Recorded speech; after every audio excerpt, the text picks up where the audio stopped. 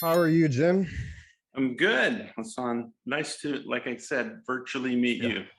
likewise, likewise. So I went through your IMDb and I quickly want to talk about your credits. So you have 29 credits as an actor, 24 credits as a director, 17 credits as a writer, 17 as producer, 3 for animation, 3 as an editor, 2 in art department, and 1 as an art director. And So zero Oscars.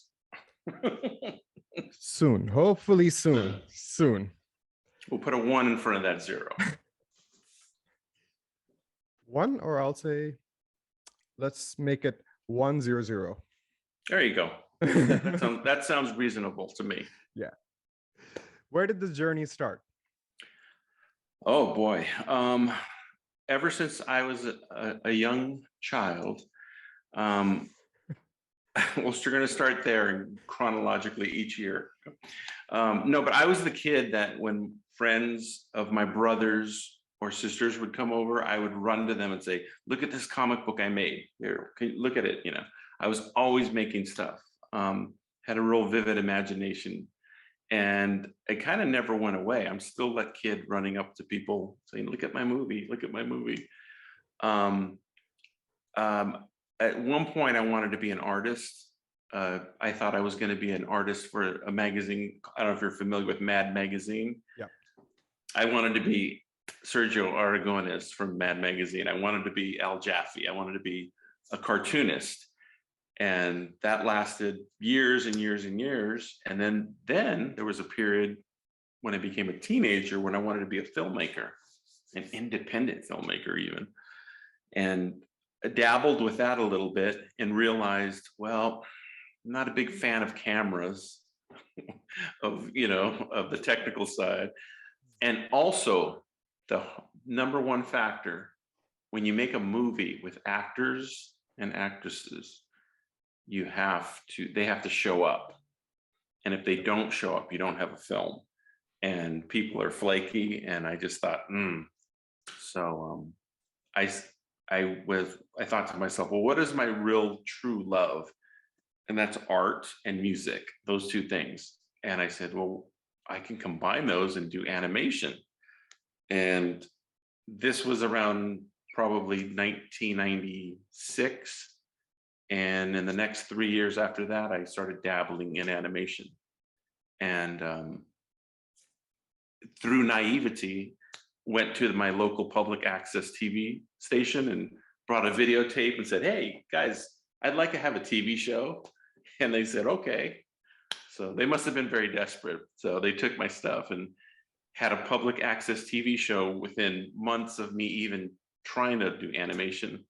And so I hit the ground running, with an audience right away. And I just learned from there, faked it and learned from there. Yeah, but it all stems from creativity though. But I'm just trying to think, today there are like so many softwares, a lot of free softwares, and pretty much anyone can do animation. It's not about the quality, it's about getting the work done. But back in 96, those things weren't around. So no. Yeah, I'll tell you, being a film, you'll appreciate this, being a filmmaker, because usually when I tell people this, they don't technically understand, but I think you will. What I used to do was I used to draw my artwork on little index cards.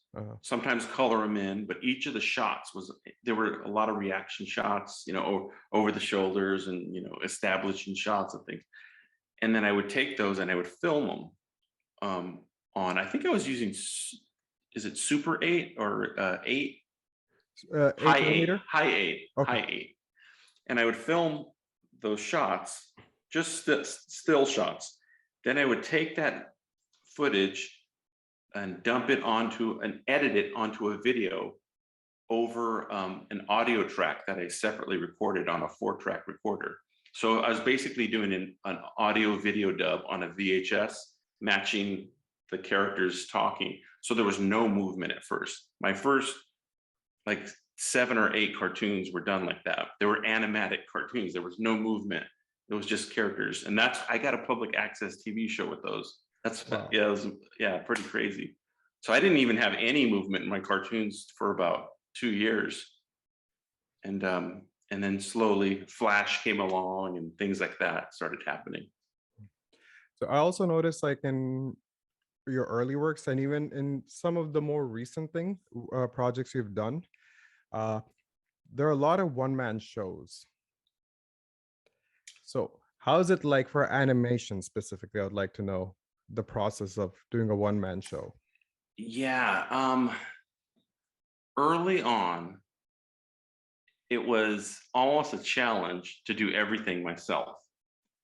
To do all the voices, all the music, just everything, hands-on editing. It was kind of a fun challenge, and you only had yourself to hold yourself back, for getting stuff done. So I was very prolific because I was motivated. And as time went on,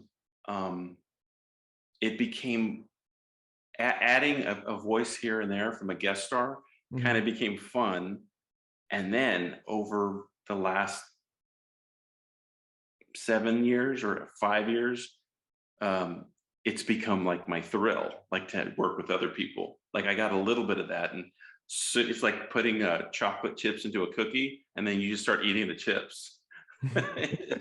It's like having guest stars has been like my motivation now, because I like taking people and putting them in parts that sometimes I'll put them in a part that they're meant to play, and sometimes I totally countercast them. Have somebody that's a big burly guy play like a little, tiny character, or something like that. It's fun. I like working with other people. So it's all, I'm still doing so much on my own that it's not quite a one-man show, but it's like a 1.5 man show. It's like I'm doing all the editing and the writing and stuff like that, but I'm real big on ad-libbing, so the people can come in, and if they have a really good line, if they add something, I'll say, yes, do that, So. Like for me personally, I shot 2 films. I'm talking like 10 to 12 years ago with a handy cam, which was a one-man show where I just put the camera on the tripod and I was acting. And I don't know how I wrote the scripts. I don't even have those films anymore. But now it's a bit of a challenge for me to write a one-man film, but I've been failing. I've been failing to create something good or something that at least I'm satisfied with. So do you think personally, like, is it easier to write a one-man film or having a bigger cast? What could be a good starting point and what is easier? Easier, I think, for me, probably the second, probably writing for other people, because then I can expand. Like if I'm writing for myself, when I write for myself and I have a female character and I have a second female character and it's just me, it means I have to do 2 female character voices, and they're both going to sound like men a little bit, trying to sound like a female character. They're never going to fully say, so it could be funny and everything, but at the same time, if it's not intentional, when I'm working with other people, it's a freedom for me. It's a freedom. I can write anything, and I'll have somebody to fit that mold. And if they don't, I can fit that mold. It's nice having that as a backup. So that's another thing too. Speaking of intentional, everyone I've ever cast is super intentional, because I don't have to cast them. I could rely on myself to do the voice, but I choose them to be in the film because they're bringing something that I couldn't bring to the film. That's really nice. It's a good feeling. Also, there's one thing I noticed with your films. You have a lot of multi-ethnic characters, like from different backgrounds, and I noticed that's a bit of a pattern. Where does that come from? Because I'm a very forward-thinking guy. It actually, well, part of it comes from my upbringing. I'm from a town called West Covina, California, internationally known West Covina, California, which is a suburb of Los Angeles. And growing up in my school days, it was very mixed. I always like to say there was never enough of one ethnicity to dominate. So you had everybody mixed. You'd have a little bit of this, the black kids and the white kids, these guys hung out when these black kids and white kids hung out. These Latinos hung out with these Asians. It was just a very mixed. And I looking back, I really appreciate that. On the other hand, we were very mean and in a joking way to each other. You couldn't get away with the things that we used to say to each other in jest, but there was never any fights about it. It was just something that everybody, picked on each other.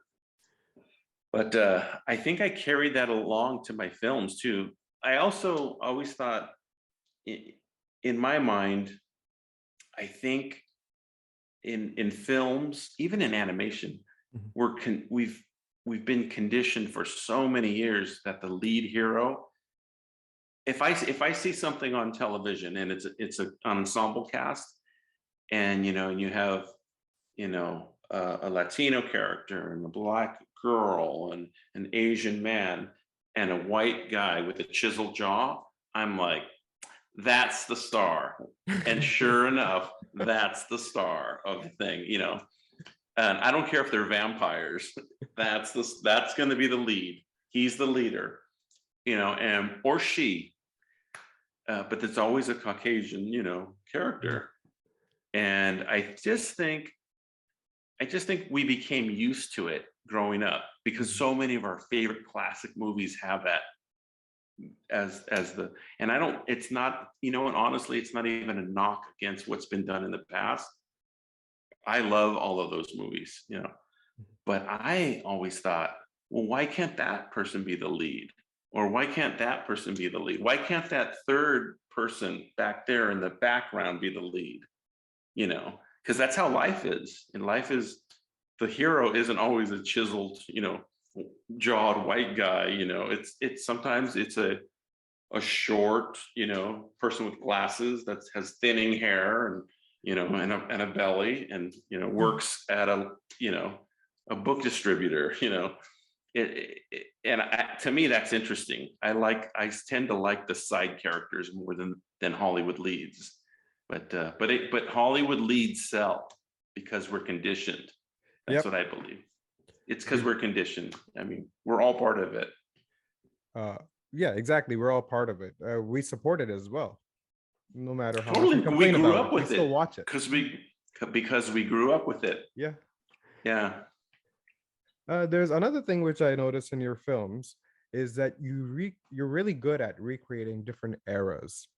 Like in Cherries in the Snow, it's in 80s. Oh yeah. Then you have Bobby Churro, which is set in 70s, basically, which has some flashbacks of 60s as well. For film, it is, for me personally as a filmmaker, non-animated, it's kind of an impossible thing without money to do that. Yes, yes, yeah, totally, yeah. I can say, oh, my film is set in 70s, but when you see the Teslas in the background, they'll be like, okay. Yeah, clearly you're not. It's a 1972 Tesla. Exactly. And the iPhones, if they existed back then. Yeah. So where do you get inspiration to recreate these different eras? And I think you do it really well. Also, it's just the whole environment that you create in that era, the language, the way people talk. Where does that come from?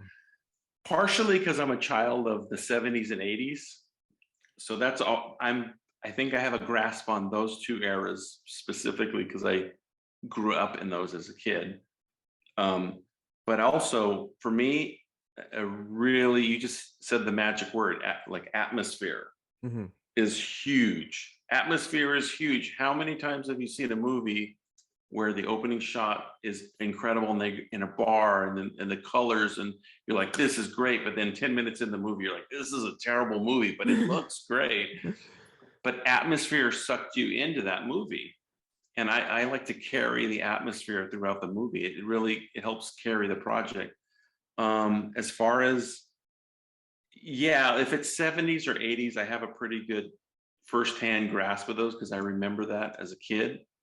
All the other stuff, I kind of like to, like if I'm doing something that's in a biker bar, I don't usually want to do, like, I don't frequent biker bars, but I don't want to do what you see on, the local, a television series you've seen a million times, or a movie you've seen a million times. I like to do like a little element of realism, something in there where it makes it a little bit grounded to, like, because animation is so animated, it's so crazy to begin with, that I think when you sprinkle a little bit of realism, that it grounds people a little bit.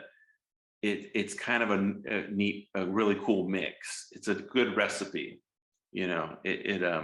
whereas if you had it all grounded in reality and nothing crazy or nothing cartoony, it would be depressing.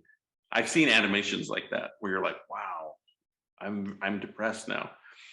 And then I've seen animations where they're like, oh man, if this was only a little bit more grounded, in reality, if it wasn't so cartoony, I could pay attention a little bit more. So I kind of like to get that sweet spot, By the way, definitely, out of everything I saw you created, Bobby Churro is one of my favorite. And oh, thank you. that being said, I would love to see a full version of that film, like as a feature, because it's a short film. Yeah, I think absolutely. It's a story because see, with animation, you don't see emotions that much.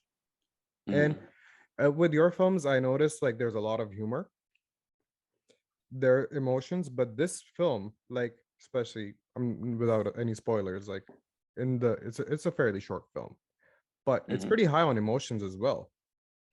Oh yeah. It's a story of an underdog. Yeah. But an underdog boxer that so instead of, you have the Rocky story where you're rooting for this guy, this is his big fight. His specialty is throwing fights. That he's proud that he throws fights better than anybody, and he's going to throw the big fight. But then he decides he actually probably wants to win one. Yeah. Or it's just there's a lot of twists and turns. I discovered that if it's 100% jokes all the time, it kind of gets numbing a little bit. But when you throw a little bit of emotion in there and a little bit of sympathy, it's a nice balance. It is kind of like a recipe. You can't have all sugar. You got to have a little salt. So and I kind of like that. I kind of like all of my films. It's kind of almost unexpected in a way, but it kind of keeps you drawn to the screen, or keeps you involved in the story. But the thing I noticed with your animation is you're not trying to be funny. There's humor that you actually have to, like, it totally depends on the audience if they pick it up. Right. It's like it's kind of like they say things, or there's situations which you have to understand, and then you realize that okay, that happened. Unless like there's a very quick thing. I'm sorry if this is not a spoiler, but no, I'm good with spoilers. You can get spoiled. Like when I was watching The Mind of Lazarus, the part where he's talking about his dream, and then suddenly he's like, I saw Leonardo DiCaprio, and he's like, oh no, I was watching Titanic. So that is that one you can see, okay, you're trying to be funny there. Yeah, that's an unusual punchline for me. Yeah. You know why? Because life, in funny situations in life with your friends or your family, or things that you just think are funny in life, don't have punchlines. If you think about it, they're just funny because they are funny. And that's kind of what I like. I like things that are ridiculous. Sometimes they're not even ridiculous. Sometimes they're realistic, but it's just something about, it's that weird magic of funny. And I think I'm pretty good at capturing that. And if I'm not, then I'm a serious filmmaker that accidentally is really funny. No. but I think that's really important, because my films really don't have punchlines. It's just more absurd or exaggerated sometimes, or real. Sometimes something's really like, oh my gosh, I've seen a character like that in real life. That's The pretty situations spot are on. real. Yeah, absolutely. Yeah. Yeah. Yeah. That was always one thing too in my films. I always thought, because I kind of created like a little like universe. Mhm. They're kind of all take place kind of in the same universe. Yeah. Some of them are different times, some of them different locations, usually around Los Angeles. Yeah, I noticed. A lot. Yeah. I tend to gravitate towards it. But by the way, California is like, there's so much variety. Mhm. You know, you can get rich, poor, everything in between, mountains, desert, you know. But it all comes down to, for me, it all comes down to keeping an audience entertained too. That's what, like, when I start something, that's my main goal, because my huge big fear is to ever have to watch a project that I've done with a crowd and hear stirring in the seats, Mhm. or like sigh, like, or see this, or see this. You know, so I like to pace things, you know, edit things, keep people interested. But it's easy. I mean, really the secret is story. If you have a good story, people are engaged. Exactly. And like for me personally, it's a dream to make a comedy, or at least Hmm. something which has 4 funny scenes. Hmm. I'm not good at that. Uh, if you see most of my films, they're like very sad or Yeah. depressing. But it's a bit of a dream to have a film which has a few funny scenes, or at least someone can giggle on the side. They find some humor. Uh, and I mean, it's no surprise. I think you're also gonna agree that comedy is the most difficult genre in the world. Some, you know what? I've made really nothing but comedies, but I know what you mean. Yeah. I totally know what you mean, because you can make something very serious. You can make an action film, Hmm. and certain things cannot go correct during the scene, Yeah. and people won't know. But if you make a comedy and it's not funny, people will know. Exactly. Yeah. They won't forgive you for that. Yeah. That would be like, you just stole 2 hours of my life. And that happens a lot. Yeah. Yeah. I am so bad about, you know, on Netflix starting movies and not finishing them. Mhm. I'm terrible about, like, I've got so many unfinished. You should see my watch list on Netflix.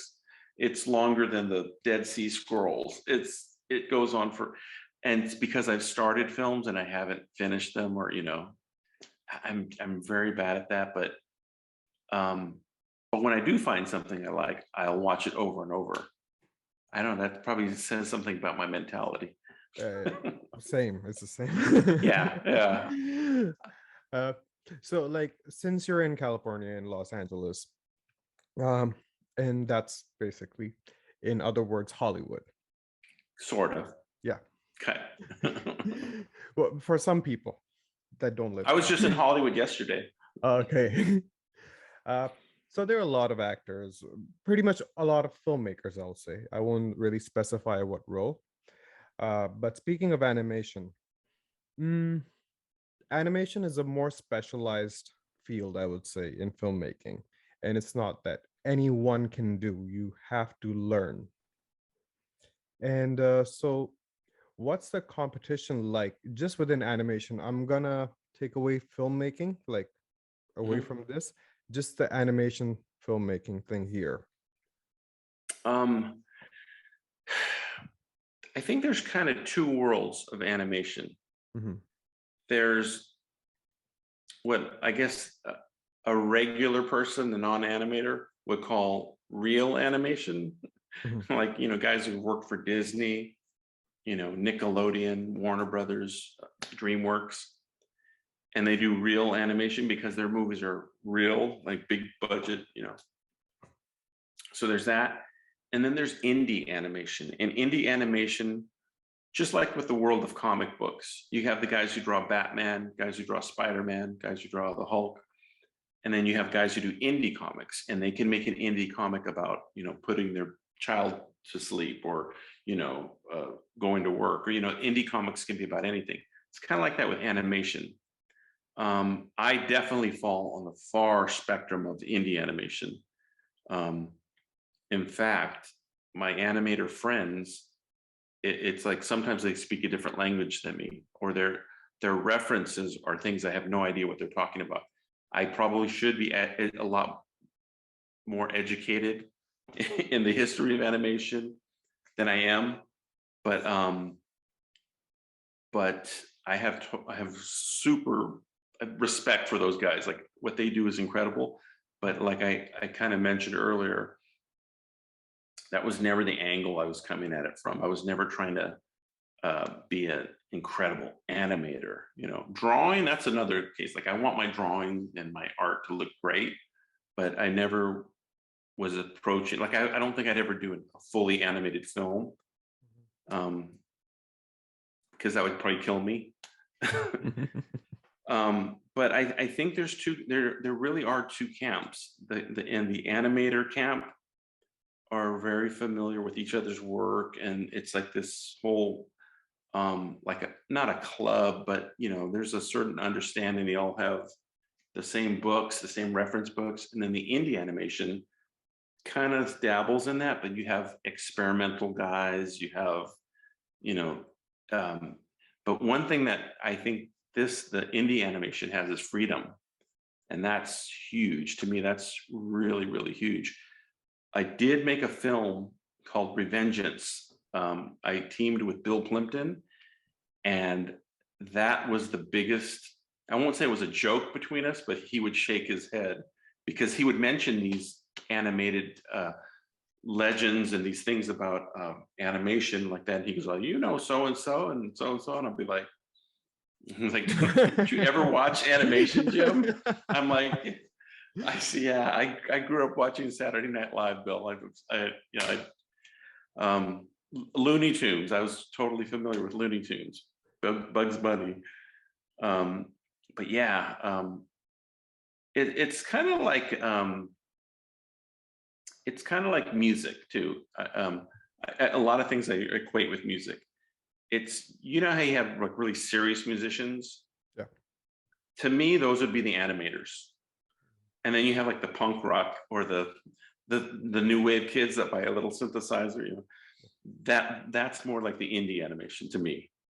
Although they kind of cross over though, because you have indie animators that are incredible animators and stay indie, but it seems like they always get snatched up and they make big projects. But I don't know. I could definitely come from the indie side, and I love the freedom. I love being able to make a film about whatever I want, and on my own timeline, and it's just that's like the best reward for me. As an indie filmmaker, yeah, that is a great thing where you don't have to answer anyone. Just do whatever you want. Yeah. There's one point I actually kind of missed out on here. Is it true that you self-taught animation? Oh yeah, completely. Yes, and if you watch my film, it's very evident.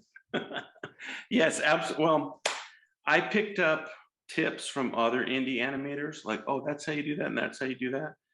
And then, but as far as like the animation itself, I never went to school for it at all. Wow. Yeah. You didn't go to school, and that's what you're creating. That's amazing. I barely went to school to learn anything, much less animation. There's a joke, that's why we're filmmakers. There you go. Yeah, I got into animation originally coming from the mindset that I was going to do live action.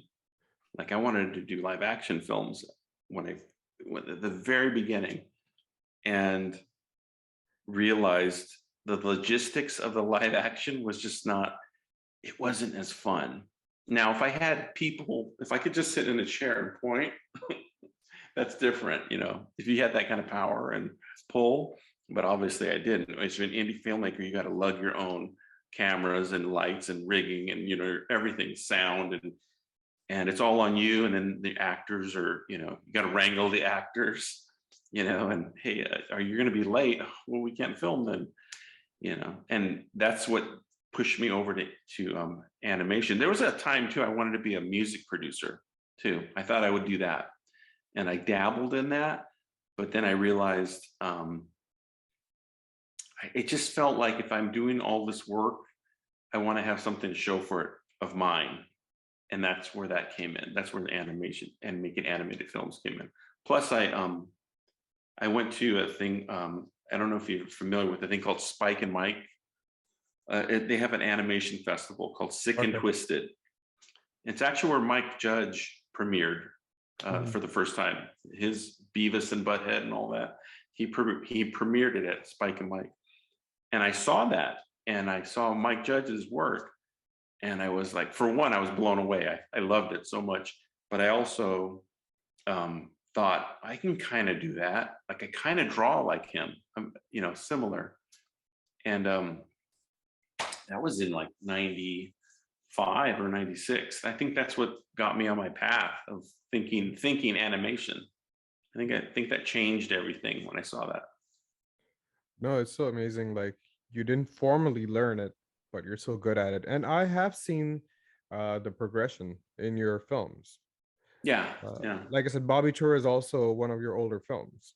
Mm-hmm. And then coming to Pleasure Beast, your most recent release, there's a big difference. You can see, Yeah. I can see like how you have gotten better as an artist. Yeah, I'm learning. It's pretty good.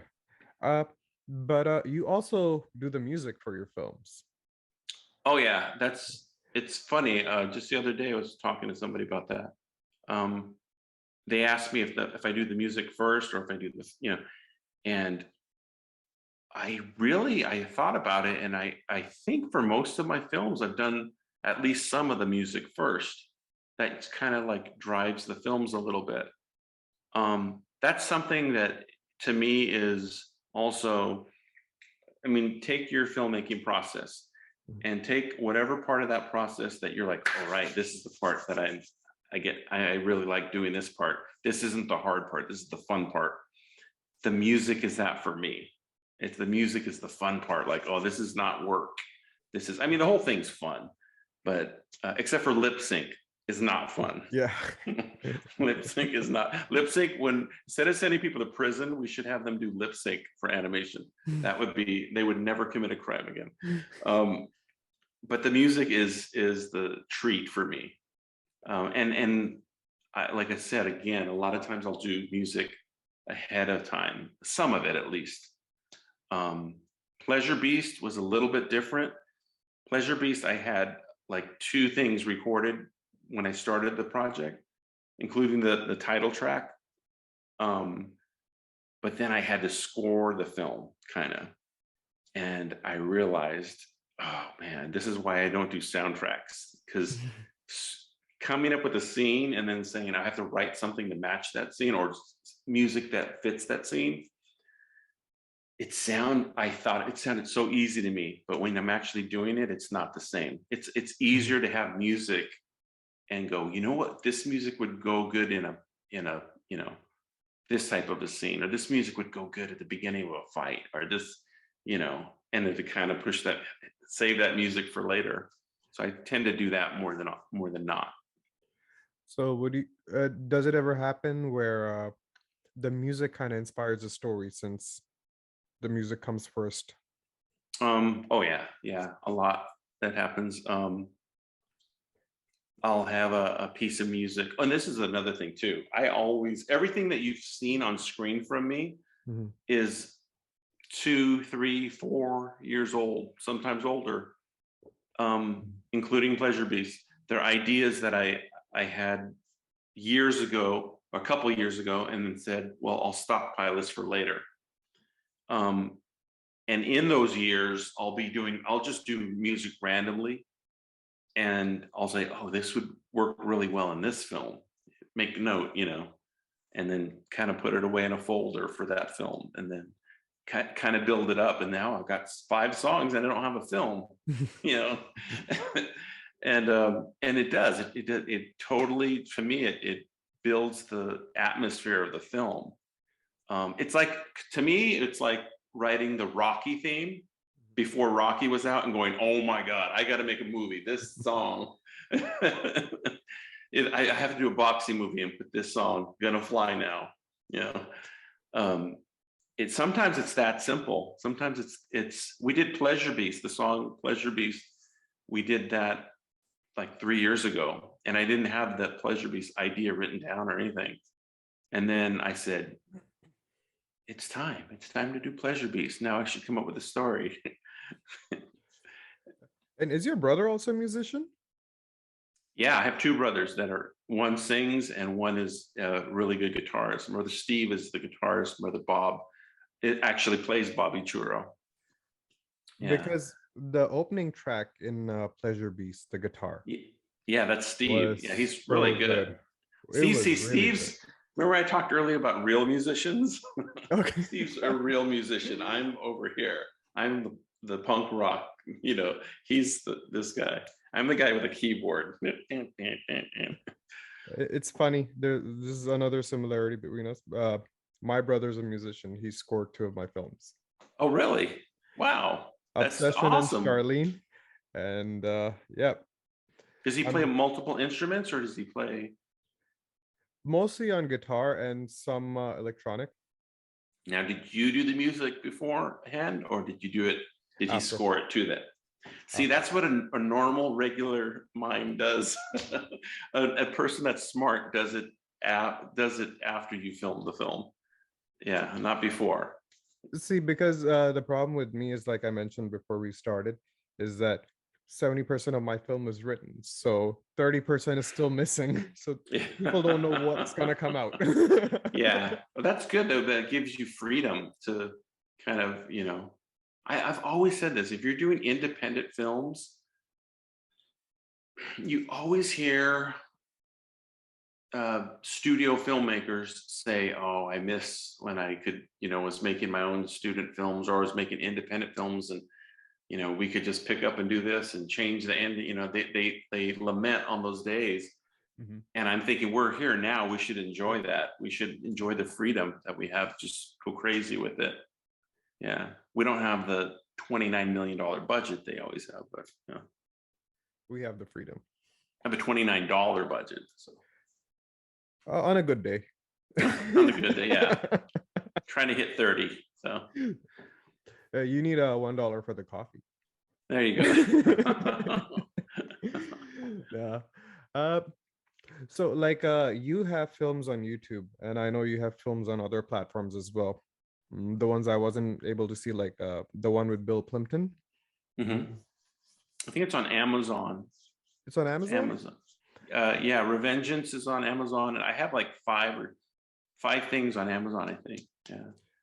Because on IMDb, when I was checking, it was showing, maybe it's on a channel on Amazon. That's why I didn't recognize it. You know what? I don't even know if Pleasure Beast might not be on IMDb yet.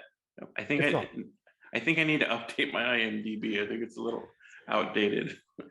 Yeah, Pleasure Beast is not on IMDb. Yeah, got it. You know what? I did submit it though, just a couple of weeks ago, so it should be up there pretty soon. By the way, for the audience, it's not on IMDb, but it's on YouTube, and it's highly recommended. Thank you. You're gonna really enjoy the short film, the animation. It's really good. But now moving on to like the distribution side of things for animation. For independent filmmakers, distribution is already a struggle. And we know how some doors are already closing on us. Yeah. It's crazy. So for animators or people that want to pursue a career in making cartoons, how, if they create something, where do you recommend them to distribute it, or how to approach distribution? First, you have to ask yourself, do you want eyeballs to see? Is that your goal? Getting as many people to see it as possible? then obviously YouTube, numbers wise, is absolutely magnificent for that. If you want networking, festivals are pretty good for that. You get the in-person, and also you get to see an audience react to your stuff. Yeah. A combination of the two is probably the smartest thing for an animator or any independent filmmaker to come up with. And then there's other platforms out there like Vimeo, but those seem more specialized. Like that's a destination place. YouTube's good because you can become discovered, but like the other ones are good for. The other ones are really good for being accidentally discovered too. I get all kinds of emails from people saying, "Hey, I just came across your, this and that," and that's from YouTube, especially. Because the problem I notice with a lot of younger filmmakers is that one, everyone's obsessed with Netflix. Everyone wants to sell to Netflix, and I always tell them it's good you have that ambition, but you want your film to be on as many platforms as possible. Yeah, I agree. Don't target one platform because it's going to be just there, and if it's a big platform, it's going to be somewhere at the back of the catalog. It's not going to be on the top. Yeah, it's not going to be on the front page unless you have Brad Pitt in there. That's true. If you have Brad Pitt in there, then you're not really worried. Yeah. If you know Brad Pitt, he's got a company and he'll be like, I'll put it out for you. Oh yeah, then he's going to take care of everything. Yeah.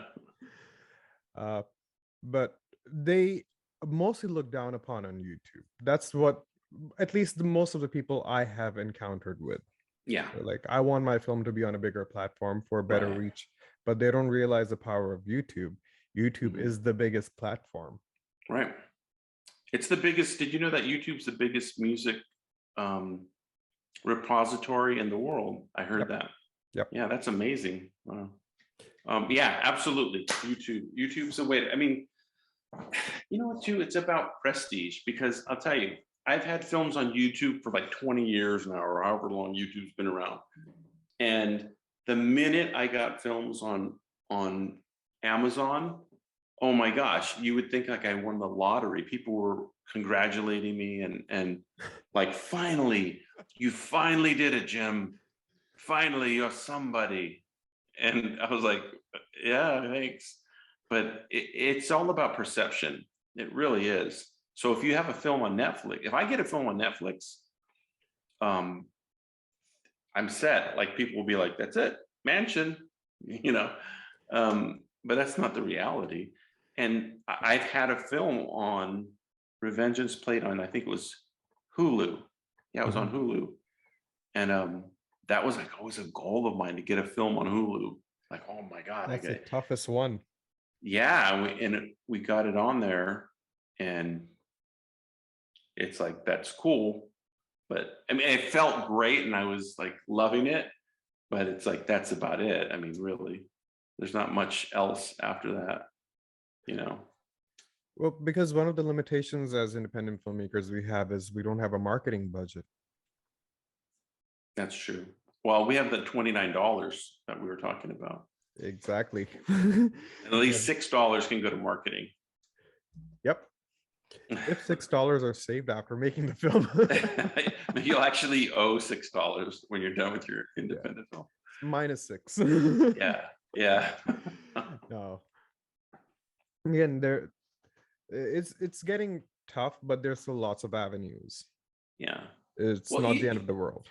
What's really ridiculous is the public perception of, it's like, if you could sit down and say, man, I wish there was a free platform that goes all over the world and you could watch videos, even in high quality, for free, and maybe leave comments on them and like that. That would be so cool if anybody could put their film up there and you could have anybody watch. I wish that existed. And it's like, well, it does, YouTube. And people are like, exactly. Nah, I'm talking like, it's the prestige thing. That's what it is. It's the prestige of having it on a like when I've had, this is funny too. You'll appreciate this because you're an independent filmmaker. as an animator, independent animator, I think when if I go to a party and people say, oh, he's an independent animator, people are like, they kind of have an interest in you, but it's like you're a juggler or a magician. They're like, oh, really? Tell me, how do you do that? How do you make, they don't say, oh, really? What are your films saying? When you're an independent filmmaker, live action, it's a different conversation. People are like, oh, really? Have you worked with Brad Pitt? It's more legit in their minds. It has a little bit more clout. I'm just saying right off the bat, you have this guy makes independent films, and this guy's an independent animator. They'll probably ask us both the same questions, and they'll always ask the independent filmmaker. It'll always come down to like, have you, like, oh, what do you eventually want your films to go? What do you eventually want to do? Like, you can't just be an independent filmmaker. Exactly. And then they'll ask the independent animator, oh, like, like, have you ever tried out for like Disney or, it always ends up going there, because I think that's just the public perception. They think that working for the big corporation or whatever, or that's like the goal. And for some people it is, but I have a cousin that's a firefighter, and he married a really nice girl, but her father was super rich. And so he said, so son, what are you gonna do? Like this firefighting thing, what is your real plan though? And he goes, this is it. I'm a firefighter, that's it. There is no other plan. This is it, And that's kind of how it is when you're in independent anything. It's kind of like people can't just accept it for like, you're an independent filmmaker. They think, oh, well, you're independent now, right? It all comes down to money. Because obviously if we are offered a lot of money, we're like, no more independent. Has anyone ever asked you about the budget? Yeah, that's the weirdest thing too, because it's like, I don't have I've only one time had a budget, and that's when we did Revengeance. Actually, I've done commercials, and they have a budget, but little did they know, it's like it's almost like I didn't need the budget. It's just me, I probably shouldn't say that out loud. No, but too late. I already got the money. But yeah, my regular films, there is no budget. It's just, it's any costs I have afterwards, I guess you could say. That's why I've never done a Kickstarter too. I was actually getting to that. The film you did with Bill Plimpton, that one was crowdfunded. Am I correct? Yeah. Yes. Yeah. But that was a while ago, maybe 5-6 years ago, I think. About 6 years ago, yeah. Because I know a lot of animators, more than filmmakers, I have noticed animators go for crowdfunding. Live action filmmakers. Yeah. And the success rate isn't very high with crowdfunding. And it's not surprising as well. Oh, yeah. So for animators, is there any other avenue besides going for this crowdfunding? Like, I know the other thing is like they can do what you did, but self-learn animation and then put your work out on the platforms that are available. But not everyone can self-learn. A really good thing is Patreon for animators. If you're an animator, I have a Patreon, and it's just nice. It's a nice thing to watch your Patreon. Do you know what Patreon is? Yeah, I know. Yeah, it's nice because you just watch it grow every month, and you're like, that's so cool. People are just supporting me because they like me or they like my work. And it's not everyone's related to me on there. Most of them are, but not all. But that's a great thing. That Patreon's a great way. That's a great crowdfunding thing. I mean, there's other ones like Indiegogo and things like that. The Patreon, the Kickstarter that we did through Bill Plimpton, he always has successful Kickstarters. I don't think he's never had an unsuccessful one. When we did the Revengeance Kickstarter, I was terrified because I was like, am I going to be the one guy that curses Bill Plimpton and jinxes him and, failed, his first fail, but we made our goal and we made the after goal or whatever. But I just watched him and his team run the Kickstarter, and I just realized, man, if this is what it takes to make that amount, I wouldn't want to do it. There's just too much fulfillment. There's way too much. That's why I went to Patreon, because with Patreon, my Patreon is almost like saying, hey, if you like me, give me a penny. I don't care. It don't have to be $1,000. Just if you just show your whatever support you want to show, that's cool. I'm cool with it. And in return, you'll get stuff first. That was my deal with my patrons. So when I release a film, I'll put it on Patreon, or anything big, I'll put it on Patreon first, for a little bit. But yeah, that's been a really a plus for me. But as far as crowdfunding and stuff like that, man, I don't know, because if you have rich relatives, that's always good too. Hit them up. But I guess your film with Bill Plimpton, it got the money also because Bill Plimpton is a name that people know. Yeah, totally. It's I just matters.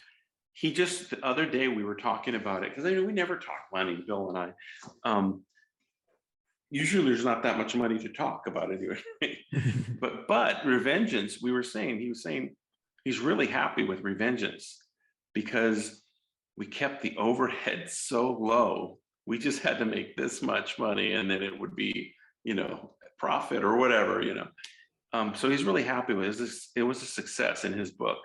And I'm glad, because I was like, I didn't want it to be like the first bomb he had or something, But we kept it really low though. That's a film that I really want to watch as well. I did see the details on IMDb, and it definitely looks like a fancy. It doesn't have the indie feel for some reason. I know what you're. Yeah. my nephew said the best quote. Okay, my nephew Rio said, he told me, Uncle Jimmy, it looks like your stuff, only real.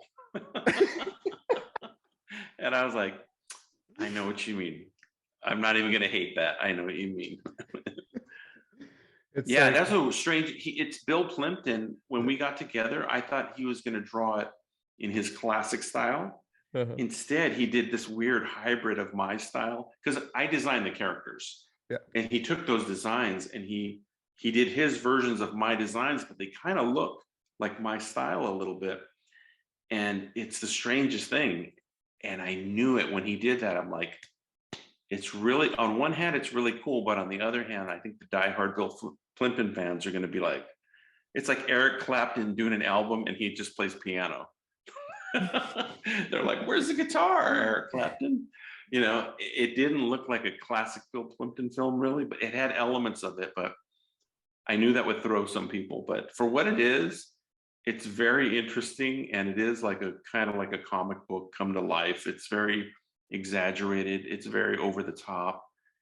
We did that film right at the time when the world had sort of awoken, where a lot of politically incorrect stuff was like, and although the film's not chock full of politically incorrect, it's very like brash. It's supposed to be, because it's supposed to be kind of like a 70s feel action exploitation film.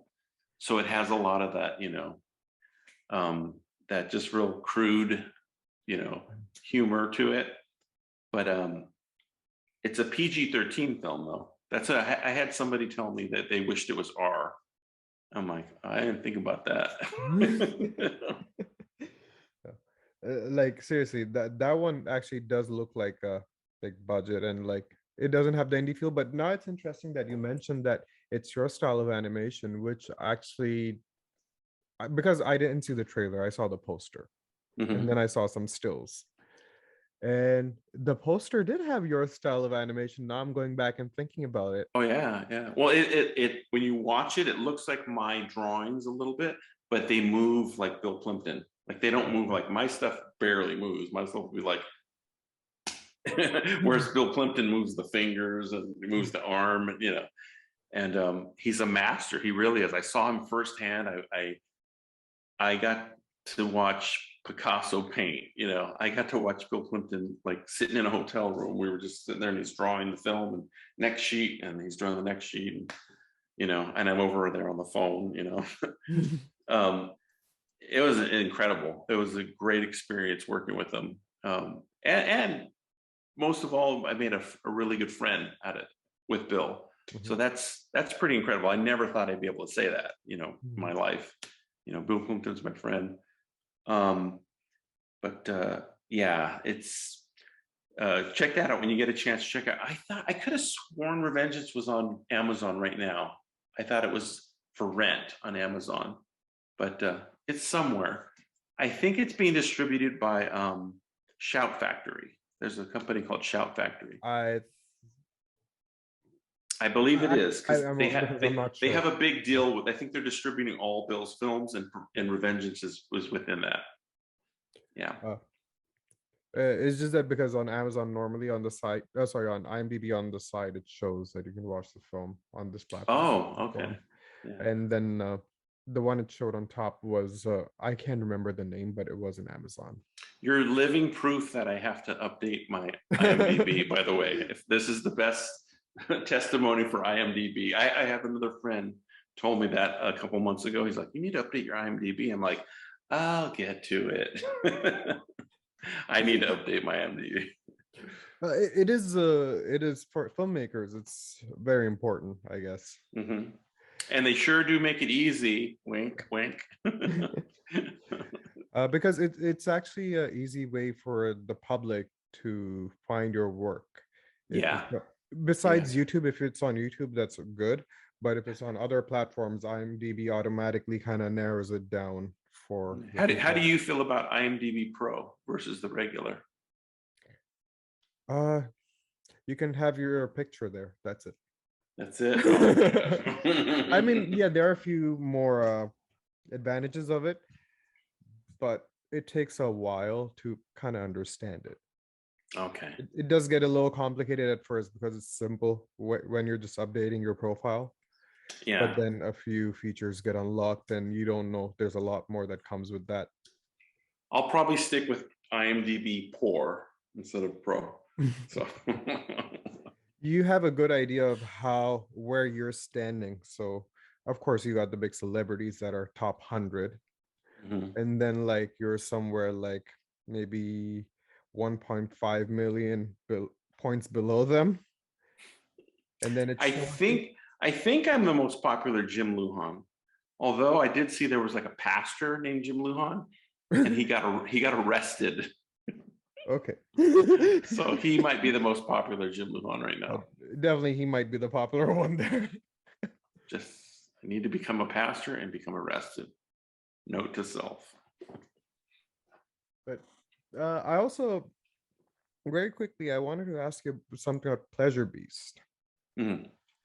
Like I talked about it earlier with you, that the family in the film, it's a very relatable story, especially the family scenes, the way they're designed, they're very realistic. The conversations are something that a normal family would have. Where did that come from? I know there are a lot of popular animations which are a family story, but they're all like all-out comedy, and like something like Simpsons, I'll just name it, or like Family Guy. Yeah. I didn't want each of the characters to be like a archetype. Like I didn't want to. This is the angst-ridden teenager. This is this. This is the something dad. This is the goofy. You know, I didn't want it to be so evident. They all have elements of that, but then they all have just a weird subtlety to them. They each of the characters is a little bit more than they seem, and there's a little bit undercurrent under each of them that kind of you can kind of get a feel for. And the mom's undercurrent is huge. There's a whole secret story with her that comes out. But like the dad, he is a little bit bumbling dad, but he's also a little bit there's a tiny hint of like creepy, you know, horny dad. Just a tiny hint, a weird little tiny hint. And then the mom, she's very proper, church going mom, conservative, but there's a little bit of anger in her, and so they all have this like under this little raging sea under the calm waters. There's some stuff going on, and that kind of really makes them interesting, and it makes them different from your standard TV family. And I don't know where that came from. I think that just comes from observing people. It definitely doesn't come from my family, because my family was totally different dynamics than this family. But I think it just comes from observing families out. Especially there's a scene where the father tells the kid, put the phone away. Like the kid's on the phone and the mom tells him to put it away, and then the dad tells him, then the mom, and the kid doesn't put the phone away. I've seen that a million times, and their names are huge. Out in California, like Braden, that name is like that kind of kid would be named Braden. I mean, no disrespect to the Bradens out there, but and also the by doing that with that family, by setting up this little undercurrent of something's going on, when the threat comes in, the other character who ends up being the threat, it kind of is easier to manipulate what's already going on there, because it's right there at the surface. So it's easy to tempt somebody that's hungry with food. So it's easy to tempt somebody that has like a monotonous life with some fun, and that's kind of what that character Lee Diablo does. He tempts everyone around with whatever they want. And the father was actually really funny. Yeah, that's actually played by my friend Neeson. His name is Neeson, and he was like literally the first person I worked with doing my animation. He was always my theme song singer. So it's good. I'm glad he was in it, but yeah, he's hilarious. Just the way he delivers those lines. Which character did you play? I played Braden, the little kid. Okay. I played Pee Pants, the YouTube star. That was fun. I play a sprinkling of characters all over, like one line here, one line. Like there's a cop, one of the cops, the old man cop. I play that, and I play an angry churchgoer at the party, and just I'm kind of like the rhythm guitarist of the. I'm in the background, I'm not the lead guitarist in the. Because I noticed like your name did pop up in the character list for multiple films, and I was trying to figure out which one would be your voice, but I couldn't tell. I'm thinking about you doing a YouTube video, like, and showing who played what. I kind of need to do that. Yeah. Because I was trying to see if there's a pattern or there's a tone which I can pick, but I couldn't tell. No, you know what? It's funny that you mentioned that, because I was thinking about that. If you go back in like my last 10 projects, there really isn't a pattern of like, oh, Jim always plays this character, or Jim always plays this. I kind of jump around. Like there's been times where I've been the lead, and then there's been times where I'm hardly in it, and there's been time, but it's because I'm doing everything else behind the scenes. So my hands are all dirty they're all over the projects, but I don't always have to be center stage. I'm like basically like Dr. Dre. No. Exactly like Dr. Dre. So now what's going to be next? Like, because Pleasure Beast is fairly recent, fairly new. Well, I told myself, we were talking about this off air. This is all brand new to me too. Normally, the minute I finish a project, it's like, this one's done, start this one, because I can't wait to get to the next thing as I'm working on especially when you're coming, you could see the finish line. I get really excited. You start looking at the next project, you're not even done with dinner and you're thinking about dessert. Oh yeah. And so I told myself, when I finish Pleasure Beast, I'm going to take the month of October to just promote it, talk to people about it, maybe go back in my old catalog and do some YouTube videos telling people about my old work, to get them, kind of just enjoy my catalog a little bit. And then I told myself in November, start a new project. So I know what the next project is. And on like November 1st, I'll announce it and there'll be a parade and everything. No, really looking forward to that. Really, like, because you don't see a lot of animators. Maybe there are. It's just that, like, the problem I mentioned earlier is that not everyone wants to put their work on YouTube. Okay. Being a big issue. Yeah. That have such a wide range, where you're seeing, well, because Bobby Churro was 13 or 14 years ago, maybe 40 years ago. Feels like it, but yeah, about that. Yeah. And like, you can see someone getting better over time. Mm-hmm. And it's not just like the art is getting better, the way you're telling the story, and you growing as a person, as an artist overall. So it's great. I really I have enjoyed a lot of your work. Thank you. That's what I wanted to hear. But before we go, I just always ask this: any words for new aspiring filmmakers, animators, or even live action filmmakers? What do you suggest? What should they do? What should they focus on? How should they improve their craft? 100%, 100% find what about your process that's fun. Mm-hmm. Concentrate on that and make your process, this is huge, make your process something sustainable.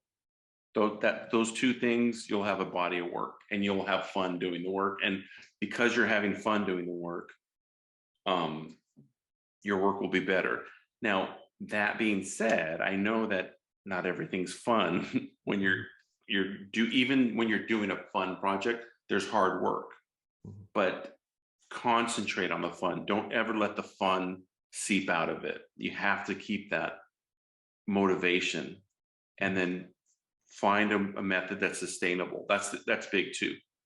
If you want to make movies and in space, but I only want to make movies in real space. You're never going to make a movie. You're going to make one movie your lifetime, because maybe you'll go to space one time. But if you can find a method to create that space, easy, you'll make 100 movies. So make, fun and sustainable, those two things. That would be my advice. Oh, awesome. Again, thank you so much for giving your time. Thank you, son. Thank you. It was wonderful. And hopefully we'll connect again over a podcast. Absolutely. Anytime, man. I love this. It's been a blast. Thank you.